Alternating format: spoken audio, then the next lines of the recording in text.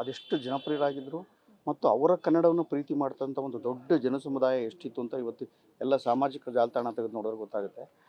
ಆದರೆ ಕನ್ನಡ ಮಾತ್ರ ಅಲ್ಲದೆ ಅದರ ಜೊತೆಗೆ ಮನುಷ್ಯತ್ವ, ಪ್ರೀತಿ, ಅಂತಃಕರಣ, ಅತ್ಯಂತ ಮಾತೃತ್ವ ಹೃದಯ ಅಂತ ಏನಾದ್ರು ಇದ್ದರೆ ಅದು ಅಪರ್ಣ.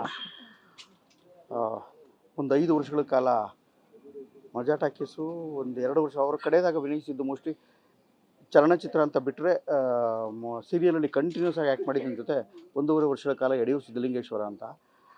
ಇದ್ದಕ್ಕಿದ್ದಂಗೆ ರೀಪ್ಲೇಸ್ ಆಗ್ತಾರೆ. ಹುಷಾರು ತಪ್ಪುತ್ತೆ ಒಂಚೂರು. ನಾನು ನಾರ್ಮಲ್ ಆಗಿರ್ಬೋದು ಅಂದೆ, ಅವಾಗ ಫೋನ್ ಮಾಡ್ತಾಯಿದ್ರು.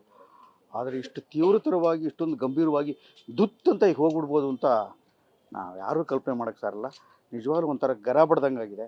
ಯಾಕೆ ಅಂತಂದರೆ ಆಕೆ ಯೋಚನೆ ಮಾಡ್ತಾಯಿದ್ದ ರೀತಿ, ಇವತ್ತಿನ ಸೆಟ್ಗಳಲ್ಲಿ ಇವತ್ತಿನ ಹೀರೋಯಿನ್ಗಳ ಜೊತೆ, ಇವತ್ತಿನ ಹೀರೋಗಳ ಜೊತೆಗೆ ನಾವು ಕನ್ನಡದ ಕುರಿತಾಗಿ ಅಥವಾ ಕನ್ನಡದ ಅಭಿಲಾಷೆ ಕುರಿತಾಗಿ ಯಾವುದ್ರ ಬಗ್ಗೆನೂ ಚರ್ಚೆ ಮಾಡುವಂಥ ಒಂದು ಸಮಾನ ಮನಸ್ಕತೆ ನಿರ್ಮಾಣ ಆಗೋದೇ ಇಲ್ಲ. ಯಾಕೆಂದರೆ ತುಂಬ ಜನಕ್ಕೆ ಸಾಹಿತ್ಯ ಜ್ಞಾನ ಇರೋದಿಲ್ಲ, ರಂಗಭೂಮಿ ಗೊತ್ತಿರೋದಿಲ್ಲ, ಆಮೇಲೆ ಕನ್ನಡದ ವ್ಯಾಕರಣಬದ್ಧವಾದಂಥ ಅನೇಕ ವಿಷಯಗಳು ಗೊತ್ತಿರೋದಿಲ್ಲ, ಶ್ರೇಷ್ಠತಮ ವಿಷಯಗಳ ಬಗ್ಗೆ ಸಂಸ್ಕಾರಯುಕ್ತವಾಗಿ ಚಂದವಾಗಿ ಮಾತಾಡುವಂಥ ಒಂದು ಗುಣನೇ ಇರೋದಿಲ್ಲ. ಆದರೆ ಅಪರ್ಣಾಗೆ ಇದೆಲ್ಲವೂ ಇತ್ತು.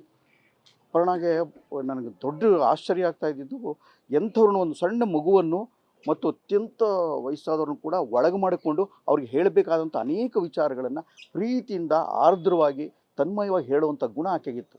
ಆಕೆಯ ಕನ್ನಡನೇ ನನಗೆ ತುಂಬ ಖುಷಿ ಆಗ್ತಾಯಿತ್ತು ಅಂತಂದರೆ, ನನಗೆ ಅದರ ಜೊತೆಲಿ ಹೆಚ್ಚು ಖುಷಿ ಆಗ್ತಾಯಿದ್ದು ಆಕೆಯ ಮನುಷ್ಯತ್ವ. ಎಂಥ ಸಂದರ್ಭದಲ್ಲೂ ಎಂಥದೇ ಪ್ರತಿಭಟನೆಯನ್ನು ಕೂಡ ಅತ್ಯಂತ ಸರಳವಾಗಿ, ನೇರವಾಗಿ, ಸ್ಪಷ್ಟವಾಗಿ ಮತ್ತು ಮನಸ್ಸಿಗೆ ತಾಗುವ ಹಾಗೆ ಅದನ್ನು ಅವರು ವಿವರಿಸಿ ಹೇಳ್ತಾಯಿದ್ರು. ಹಾಗಾಗಿ ಆಕೆಗೆ ಇರುವಂಥ ಒಂದು ದೊಡ್ಡ ನನಗೆ ಆಶ್ಚರ್ಯ, ಈ ಥರದೊಂದು ಭೀಕರವಾದದ್ದು ಒಂದು ಸಾವು ಆಕೆಗೆ ಪಟ್ಟಂತ ಬಂದ್ಬಿಡ್ಬೋದು ಅಂತ ಅನಿಸಿರಲಿಲ್ಲ. ನಮ್ಗೆ ಯಾರ ಹತ್ರನೂ ಹೇಳ್ಕೊಳ್ಳಿಲ್ಲ. ಯಾರ ಹತ್ರನೂ ಇವತ್ತಿನವರೆಗೂ ನನಗೆ ಇವತ್ತಿನವರೆಗೂ ಅಪರ್ಣ ಅಂದರೆ ಕನ್ನಡ ಜನತೆ ಜನಮಾನಸದಲ್ಲಿ ಹೇಗೆ ಒಂದು ಹಸನ್ಮುಖ ಇದೆ, ಹೇಗೆ ಚಂದವಾಗಿ ಮಾತಾಡೋ ರೂಪ ಮುಂದೆ ಬರುತ್ತೆ, ನಮಗೆ ಹಾಗೆ ಆಯಿತು. ಇವತ್ತು ಇಡೀ ಕನ್ನಡ ನಾಡು ನಿಜವಾಗಲೂ ಒಬ್ಬ ಶ್ರೇಷ್ಠವಾದಂಥ ಶುದ್ಧ ಕನ್ನಡತಿಯನ್ನು ಬಹಳ ಪ್ರೀತಿಯಿಂದ, ಅಂದರೆ ನನ್ನ ಕನ್ನಡನ ಹಲವಾರು ಸ್ಲ್ಯಾಂಗ್ಗಳು ಅಥವಾ ಹಲವಾರು ಬೇರೆ ಬೇರೆ ಬೇರೆ ಬೇರೆ ಪ್ರಾದೇಶಿಕ ಉಪಭಾಷೆಗಳು ಬೇರೆ ಬೇರೆ ಎಲ್ಲ ಥರದ್ದು ಇರ್ಬೋದು, ಆದರೆ ಅಷ್ಟನ್ನೂ ಸ್ವೀಕರಿಸ್ಕೊಂಡು ಮತ್ತು ಎಂಥವ್ರ ಜೊತೆನೂ ಕೂಡ ಚಂದವಾಗಿ ಮಾತಾಡಬಲ್ಲಂಥ ಮನುಷ್ಯತ್ವ ಇದ್ದಂಥವ್ರು. ಒಂದು ಅದ್ಭುತವಾದ ಕನ್ನಡತಿ ಅಂತ ಏನಾದ್ರು ಇದ್ದರೆ ಅದು ಅಪರ್ಣ ಜೊತೆ ನಾನು ಯಾವಾಗ ನನ್ನ ನಟನ ರಂಗಶಾಲೆ ಆದಾಗ ನಾನು ಹೇಳ್ತಾ ಇದ್ದೆ, ಅದು ನೋಡಿ ತುಂಬ ಪ್ರೀತಿ ಮಾಡಿದರು. ನಿಮಗೆ ದೊಡ್ಡ ಶಕ್ತಿ ಇದೆ, ನನಗಿಂತ ಜಾಸ್ತಿ ಅಪರ್ಣ. ಯಾಕೆಂದರೆ ನೀವು ನಿಜವಾಗ್ಲೂ ಶಾಲೆ ತೆಗಿಬೇಕು, ನಿರೂಪಣಾ ಶಾಲೆ ಕನ್ನಡದಲ್ಲಿ ಯಾರೂ ಮಾಡಿಲ್ಲ, ನೀವು ಮಾಡಿದ್ರೆ ತುಂಬ ಉಪಯೋಗ ಆಗುತ್ತೆ. ಲಕ್ಷಾಂತರ ಜನ ಹುಡುಗರಿಗೆ ನಿರೂಪಣೆ ಮಾಡಬೇಕು ಅಂತ ಹೇಗೆ ನೀವು ಹೇಳ್ಕೊಡ್ಬೋದು. ಆ ಕಾಕುಗಳು, ಆ ಒತ್ತುಗಳು ಮತ್ತು ಕನ್ನಡದ ವ್ಯಾಕರಣಬದ್ಧವಾದಂಥ ಮತ್ತು ನಿರೂಪಣೆ ಮಾಡೋರಿಗೆ ಬೇಕಾದಂಥ ಜ್ಞಾನ, ಮಾಹಿತಿ ಮತ್ತು ಕೌಶಲ್ಯ ಮೂರರಲ್ಲೂ ಸಮರ್ಥ ವ್ಯಕ್ತಿತ್ವ ಅಂತಿದ್ರೆ ಅದು ಅಪರ್ಣ ನಮ್ಮಿಂದ ಕಣ್ಮರೆ ಆಗಿರೋದು. ಕನ್ನಡದ ಒಂದು ದೊಡ್ಡ ಶಕ್ತಿ ಅನೇಕ ಜನ ಹೋದಾಗ ಆಗುತ್ತಲ್ಲ, ಹಾಗೆ ಕನ್ನಡದ ಒಂದು ದೊಡ್ಡ ಶಕ್ತಿ ಕಣ್ಮರೆ ಆಗಿದೆ. ಒಂದು 10 ಜನಕ್ಕೆ ಅದು ಇನ್ನೂ ಚೆಂದಾಗಿ ಹೇಳಿ ಮಾಡ್ಬೋದಿತ್ತು. ಆಕರ್ಷಕ ನಿರೂಪಣೆ ಬೇರೆ, ಆಕರ್ಷಕ ಜೊತೆಗೆ ಭಾಷೆಯ ಮಹತ್ವವನ್ನು ಮತ್ತೊಬ್ಬರಿಗೆ ತಲುಪಿಸುವಂಥ ಕೆಲಸ, ಸೂಕ್ಷ್ಮವಾದ ವಿಷಯಗಳನ್ನು ಆಕೆ ಕೆಲಸ ಮಾಡ್ತಾಯಿದ್ರು. ನನಗೆ ಗೊತ್ತಿರುವಾಗ ಇಡೀ ಭಾರತದಲ್ಲಿ 9,000ಕ್ಕೂ ಹೆಚ್ಚು ಕಾರ್ಯಕ್ರಮಗಳನ್ನು ನಿರೂಪಣೆ ಮಾಡಿ ಅತ್ಯಂತ ಹೆಚ್ಚು ಪ್ರಧಾನಮಂತ್ರಿಗಳಿಗೆ ಮತ್ತು ರಾಷ್ಟ್ರಪತಿಗಳಿಗೆ ಹಾಗೂ ಮುಖ್ಯಮಂತ್ರಿಗಳು, ಹೆಚ್ಚು ಜನ ಮುಖ್ಯಮಂತ್ರಿಗಳಿಗೆ ನಿರೂಪಣೆ ಮಾಡಿದಂಥ ಒಬ್ಬ ವ್ಯಕ್ತಿ ಇದ್ದರೆ ಅದು ಅಪರ್ಣ ಮಾತ್ರ. ಎಲ್ಲಿವರೆಗೂ ಕನ್ನಡವನ್ನು ಶುದ್ಧ ಹೃದಯದಿಂದ ಜನ ಪ್ರೀತಿಸ್ತಾರೆ ಅಲ್ಲಿವರೆಗೂ ಅಪರ್ಣ ನಮ್ಮ ಜೊತೆ ಇರ್ತಾರೆ ಅಂತ ನನಗೆ ಬಲವಾದ ನಂಬಿಕೆ. ನಮ್ಮ ಜೊತೆ ಯಾವಾಗಲೂ ಅಪರ್ಣ ಅಂತಂದ್ರೆ ನಗು. ಸೃಜನ್ ಲೋಕೇಶ್ ಎಷ್ಟು ನಗಿಸ್ತಾ ಇದ್ನೋ, ಅವನ ಜೊತೆ ಇದ್ದವರೆಲ್ಲ ಎಷ್ಟು ತಮಾಷೆ ಮಾಡ್ತಾಯಿದ್ರು. ನಮ್ಮ ಜೊತೆ ಕುರಿ, ಶ್ವೇತಾ, ವಿಶ್ವ, ಪವನ ಎಲ್ಲರೂ ಇರ್ತಾಯಿದ್ರು. ಅವರೆಲ್ಲರ ಜೊತೆ ಸಮಕಾಲೀನರ ಥರ, ಸಣ್ಣ ಮಗು ಥರ ಬಿದ್ದು ನಗೋದು, ತಮಾಷೆ ಮಾಡ್ತಾ ಇದ್ದಿದ್ದು. ನಾವೇನು ಅವ್ರ ವಯಸ್ಸಿನ ಬಗ್ಗೆ ತಮಾಷೆ ಮಾಡ್ತಾಯಿದ್ವು, ರೂಪದ ಬಗ್ಗೆ ತಮಾಷೆ ಮಾಡ್ತಾಯಿದ್ವು, ಅವ್ರ ಡ್ಯಾನ್ಸ್ ಬಗ್ಗೆ ತಮಾಷೆ ಮಾಡ್ತಾಯಿದ್ವು. ನನ್ನನ್ನು ಬಹುಶಃ ಇಡೀ ಇಂಡಸ್ಟ್ರೀಲಿ ಅತ್ಯಂತ ಹೆಚ್ಚು ಕಾಲೆಳೆದಿರುವಂಥ, ಎದುರಿಗೆ ಸಿಕ್ಕಾಗ ತಮಾಷೆ ಮಾಡ್ತಾ ಇದ್ದಂಥ ಮತ್ತು ನಾನು ಇಲ್ಲದಾಗ ನನ್ನ ಬಗ್ಗೆ ತುಂಬ ಒಳ್ಳೆಗಳ ಮಾತುಗಳನ್ನು ಹೇಳ್ತಾ ಇದ್ದಂಥ ಒಂದು ದೊಡ್ಡ ಸಂಸ್ಕಾರವಂತ ಹೆಣ್ಣುಮಗಳು ಅಪರ್ಣ. ಮಜಾ ಟಾಕೀಸ್ನಲ್ಲಿ ಆಸ್ಟ್ರೇಲಿಯಾಗೆ ಹೋಗಿದ್ವು.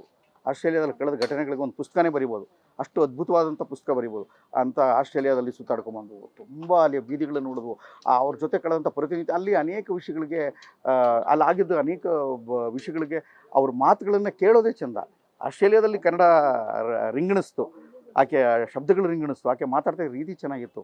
ಮಜಾ ಟಾಕೀಸಿನ ಅಷ್ಟೂ ದಿನಗಳು ಸೃಜನ್ ಲೋಕೇಶ್ ಅವ್ರ ಮನೇಲಿ ರಿಹರ್ಸಲ್ ಆಗಿದ್ದ ದಿನಗಳನ್ನು ಮತ್ತು ಕಡೆಯ ದಿನಗಳಲ್ಲಿ ಹೊಸ್ತಾರೆ ಅವ್ರಿಗೆ ಊಟ ಮಾಡಿ ಕಟ್ಕೊಳ್ತಾಯಿದ್ರು, ಬುತ್ತಿನ ಕಟ್ಟಿ ಕಳಿಸ್ತಾಯಿದ್ರು ಶೂಟಿಂಗಲ್ಲಿ. ಬೇರೆ ಊಟ ಮಾಡೋದು ಬೇಡ, ಆರೋಗ್ಯ ಹಾಳಾಗುತ್ತೆ ಅಂತ. ಅವ್ರಿಗಿಂತ ಜಾಸ್ತಿ ಆ ಊಟನ ನಾನು ಚಪ್ಪರಿಸ್ಕೊಂಡು ತಿಂತಾಯಿದ್ದೆ. ಅಷ್ಟು ಪ್ರೀತಿ. ನಾನು ಹೇಳ್ತೇನೆ, ನಾನು ಎಲ್ಲ ಮೈಸೂರಿಂದ ಶೂಟಿಂಗ್ ಬರುವೆ, ಇಲ್ಲಿ ಒದ್ದಾಡ್ತಾ ಇದ್ದೆ, ಆಕೆ ತೋರಿಸ್ತಾ ಇದ್ದ ಪ್ರೀತಿ ಇತ್ತಲ್ಲ, ಮಾತೃತ್ವದ ಹೆಂಗಸು ಅಂತ, ಅದನ್ನು ನಾನು ಈಗಲೂ ಗಟ್ಟಿಯಾಗಿ ಹೇಳ್ತೀನಿ. ಮತ್ತು ತುಂಬ ಮಹತ್ವಾಕಾಂಕ್ಷಿ ಕಂಡ್ರು. ಮಹಾತ್ಮ ಗಾಂಧಿ ಅವ್ರಿಗಿದ್ದಂಗೆ ಅವ್ರಿಗೂ ಒಂದು ಆಸೆ ಇತ್ತು, 125 ವರ್ಷ ಬದುಕ್ತೀನಿ ಅಂತ ಹೇಳ್ತಾಯಿದ್ರು ಗಾಂಧಿಯವರು. ಯಮ್ಮನ ಒಂದು 100 ವರ್ಷನಾದ್ರು ಬದುಕಬೇಕು, ಇನ್ನೂ ತುಂಬ ಪಿಕ್ಚರ್ ಮಾಡ್ಬೇಕು ರಮೇಶ್, ಕಮರ್ಷಿಯಲ್ ನಮ್ಮದು ಕಟ್ಔಟ್ ನಿಲ್ಲೋದು ಬೇಡ, ಬರೀ ಗಂಡಸಿಗೆ ಮಾತ್ರ ನಿಲ್ಲಬೇಕಾ ಅಂತ ಇದ್ರು. ತುಂಬ ಏನೇನೇನೋ ವಿಷಯಗಳು ಸಿಕ್ಕಾಪಟ್ಟೆ ಇದೆ, ಅಷ್ಟು ಅದ್ಭುತವಾದಂಥ ವಿಷಯಗಳು. ಆಮೇಲೆ ತಮಾಷೆ ವಿಷಯದಲ್ಲಿ ಅಬ್ಬಬ್ಬಬ್ಬ, ಅಂದರೆ ಶುದ್ಧ ಕನ್ನಡವನ್ನು, ಶುದ್ಧ ತಮಾಷೆಯನ್ನು ಏಕಕಾಲದಲ್ಲಿ ಮಾಡಬಲ್ಲಂಥ ಹೆಣ್ಮಗಳಾಗಿದ್ದರು ಅಪರ್ಣ. ನಾನು ಆಗಲೇ ಹೇಳ್ದಂಗೆ ಅಪರ್ಣದ್ದು ದೊಡ್ಡ ಶಕ್ತಿ. ಎಲ್ಲಿವರೆಗೂ ಆಕೆ, ನಾವು ಕನ್ನಡವನ್ನು ನಿಜವಾಗ್ಲೂ ಪ್ರೀತಿ ಮಾಡ್ತಾ ಇರ್ತೀವಿ, ಒಳ್ಳೊಳ್ಳೆ ಪುಸ್ತಕಗಳು ಓದ್ತಾ ಇರ್ತೀವಿ, ರಂಗಭೂಮಿ ಜೊತೆ ಇರ್ತಾ ಇರ್ತೀವಿ. ರಂಗಭೂಮಿ ಹುಡುಗಿ ಆಕೆ. ಶಕುಂತಲೆ ರೋಲಿಂದ ಎಂಟ್ರಿ ಆಗ್ತಾರೆ ಅಶೋಕ್ ಬರ್ಲಿನಿ ಅವ್ರ ನಾಟಕದಲ್ಲಿ, ಮಲ್ಲಿಕಾ ಅಸೋಸಿಯೇಟ್ಸ್ ಅಂತ ಭಾಳ ಹಿಂದೆನೆ ಅಭಿಜ್ಞಾನ ಶಾಖದ. ಅಲ್ಲಿಂದ ಅಪ್ಪನ ಹೆಸರು ಭಾಳ ಜಗದ್ವಿಖ್ಯಾತವಾದ ಹೆಸರು, ಭಾಳ ದೊಡ್ಡ ಪತ್ರಕರ್ತರು ಅಪ್ಪ. ಆದರೆ ಅದನ್ನೆಲ್ಲ ಬಹುಶಃ ತಂದೆ ಮಗನ ಮೀರಿಸ್ಬೇಕು, ಅಪ್ಪ ಮಗ ಅಪ್ಪನ ಮೀರಿಸ್ಬೇಕು, ಹಿಂಗೆಲ್ಲ ಮಾತುಗಳಿದೆಯಲ್ಲ. ಅಪ್ಪನ ಹೆಸರನ್ನು ದಾಟಿ ಕನ್ನಡದ ಜನಮಾನಸಕ್ಕೆ ಒಬ್ಬ ನಿರೂಪಕಿಯಾಗಿ ಕನ್ನಡದಲ್ಲಿ ಮೊದಲ ಬಾರಿಗೆ ಪ್ರಥಮವಾಗಿ ತನ್ನ ಅಸ್ತಿತ್ವವನ್ನು ಸ್ಥಾಪಿತಗೊಳಿಸಿದಂಥ ಹುಡುಗಿ ಇದ್ದರೆ ಅದು ಅಪರ್ಣ. ಅದಕ್ಕಾಗಿ ಅಪರ್ಣ ಬಗ್ಗೆ ಯಾವತ್ತೂ ಹೃದಯದಲ್ಲಿ ಒಂದು ದೊಡ್ಡದಾದ ಪ್ರೀತಿಯನ್ನು ಕಾಪಿಟ್ಕೊಂಡಿರಲೇಬೇಕು. ಅದು ಖಂಡಿತ ಆಗುತ್ತೆ. ಅಪರ್ಣ ನಮ್ಮೆಲ್ಲರಿಗೂ ತುಂಬ ಆಪ್ತರಾಗಿದ್ದರು, ಪ್ರೀತಿ ಕೊಡ್ತಾಯಿದ್ರು, ಸಂತೋಷ ಕೊಡ್ತಾಯಿದ್ರು, ನಗು ಕೊಡ್ತಾಯಿದ್ರು. ಅವರ ಧ್ವನಿಯೇ ಮಹತ್ವ, ಅವರ ಕಾಕುಗಳು, ಒತ್ತುಗಳು, ನಾವೇನು ಇಂಟರ್ನೇಷನಲ್ ಮಾಡ್ಯುಲೇಷನ್ ಕರಿತೀವಲ್ಲ, ಅದನ್ನೆಲ್ಲ ಚಂದವಾಗಿ ನೋಡ್ಬೋದು. ಯಾರು ತಪ್ಪು ಹೇಳಿದ್ರೆ ಸಾಹಿತ್ಯ ಅಲ್ಲಿ ಅದನ್ನು ಪೂರ್ಣವಾಗಿ ಸರಿ ಮಾಡ್ಕೊಳ್ಳದೆ ಶೂಟಿಂಗಲ್ಲಿ ಮುಂದೆ ಹೋಗಿದ್ದೇ ಇಲ್ಲ ಆಕೆ. ಕಡೆಯಲ್ಲಿ ನನ್ನ ಹೆಂಡತಿ ಪಾತ್ರ ಮಾಡೋಕ್ಕೆ ಒಂದು ದಿವಸ ಮುಂದೆ ಹೋಗ್ತಾ ಇರಲ್ಲ, ಕರೆಕ್ಟಾಗಿ ಅರ್ಥವನ್ನು, ವಾಕ್ಯವನ್ನು ಸ್ಫುಟವಾಗಿ ಎಚ್ಚರಿಕೆಯಿಂದ ಹೇಳೇ ಮುಂದಕ್ಕೆ ಹೋಗ್ತಾಯಿದ್ರು. ಶೂಟಿಂಗಿನ ಆ ದಿನಗಳು ತುಂಬ ಮಹತ್ವಪೂರ್ಣವಾದವು. ಆಕೆ ಮಾಡಿದಂಥ ಸಂದರ್ಶನಗಳು ಒಂದಕ್ಕಿಂತ ಒಂದು ಮಹತ್ವಪೂರ್ಣವಾದವು, ನಡೆಸ್ಕೊಟ್ಟ ಕಾರ್ಯಕ್ರಮಗಳು ಅತ್ಯಂತ ಅದ್ಭುತವಾದ್ದು.